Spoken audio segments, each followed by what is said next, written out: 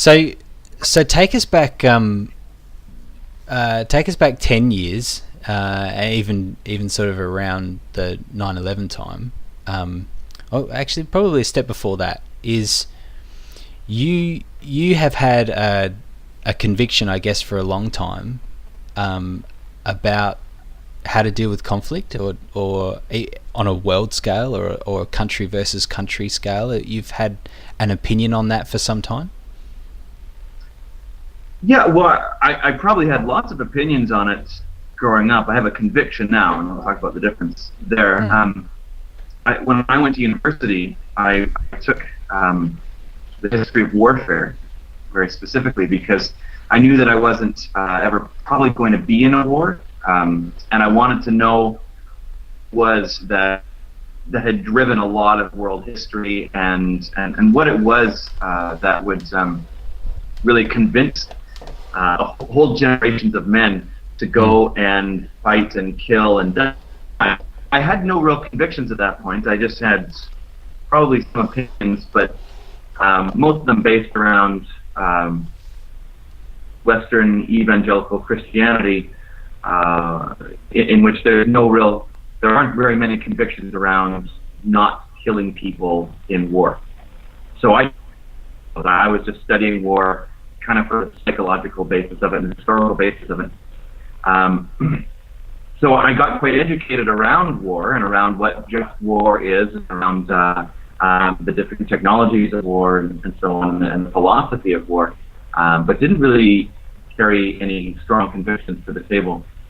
In 2001, we were down in Texas when we woke up in the morning and saw that the first plane had flown into the tower, and didn't quite know what to do. And we're really caught up in that, in Houston, Texas, in this really strange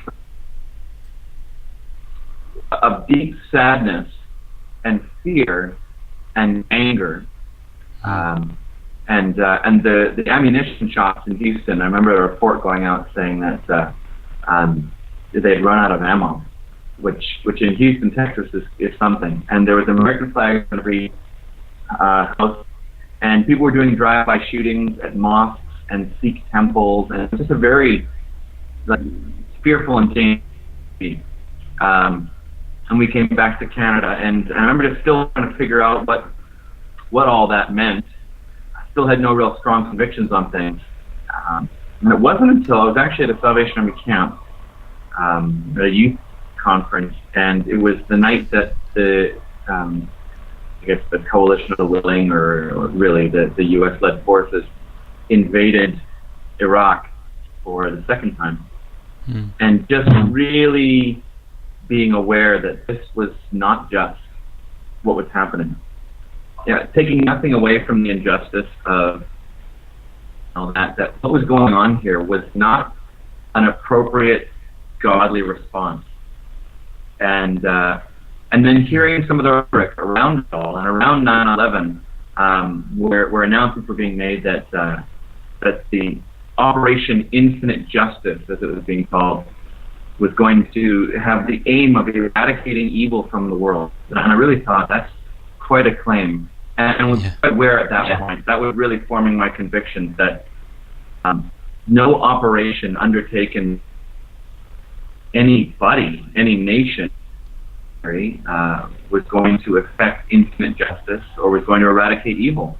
The Solzhenitsyn quote is that I gradually realized that evil isn't split up between evil men and good men. There's a dividing line through the heart of each person, and evil is found there. And so I was thinking how, and I was taken to the Matthew 13 parables where with the wheat and the weeds, and the field workers want to go and destroy the evil seed. And the farmer says, no, you can't.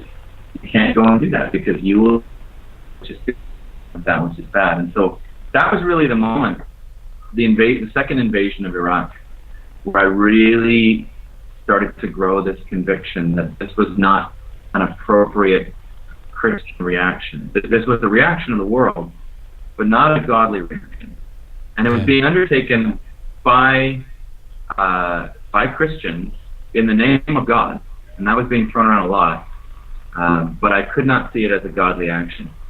And I know, as I say that many Christians around the world, actually probably the majority of Christians around the world, would disagree with me, perhaps not about the specifics of the Second Iraq War, but around the ideas of warfare being an acceptable Christian practice.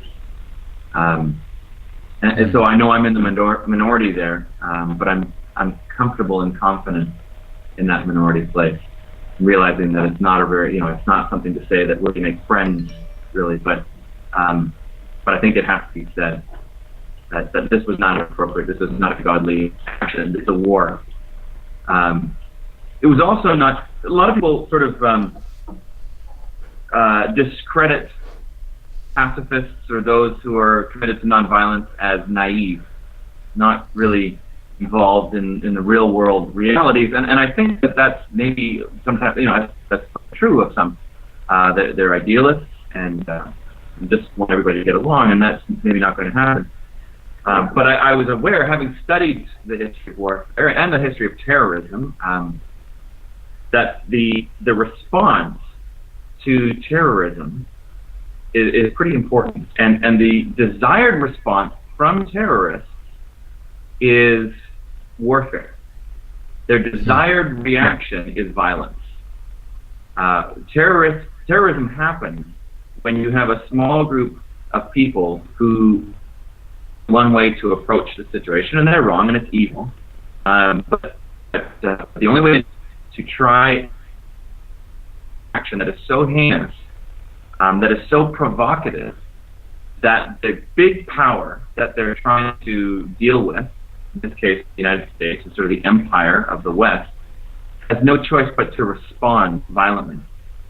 And so the desired response is such a violent reaction from the large empire or country or nation or whatever, that other people start to look at the empire, start to look at the U.S. and say, well, whoa, look at what they're doing.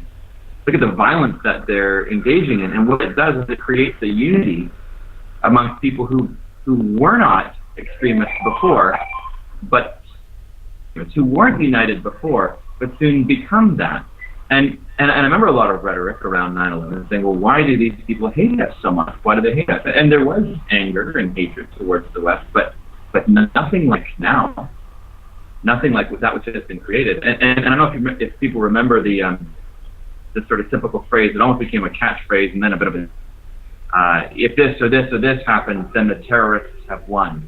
And the big line I remember from Bush was, if we stop shopping, if we stop going out and spending our money, then the terrorists have won. And just dissect that phrase a little bit and just see what is actually being said there. But what I would say is, the moment that we started bombing innocent people in reaction to the murder of innocent people is when the terrorists won.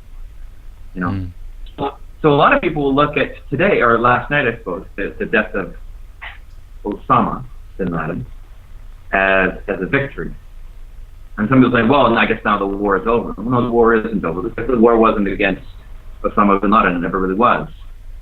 It was called the War on Terror. Well, that war will never be over, especially as long as we keep bombing. So I actually see it as a victory for terrorism. Whenever violence is done in reaction to terror, it begets more violence. And I'm pretty confident it will get more violence. Now, there's signs of hope, I think, in the Middle East, Egypt and a lot of others. But there's a lot of Muslims and Arabs who have rejected the fundamentalist extremism espoused by Osama. Gosh, I fell into it. Osama. But still, the more we react, and that's sort of, I think, where people are at. The more that we react violently, the more terrorism is created, because they see that it's successful. They see that their objectives were met. The desire to create war, the desire to create extremism on the side of their enemies, the desire to be able to paint them as the great Satan. Well, it's a lot easier to do when that nation or those people are bombing your homeland.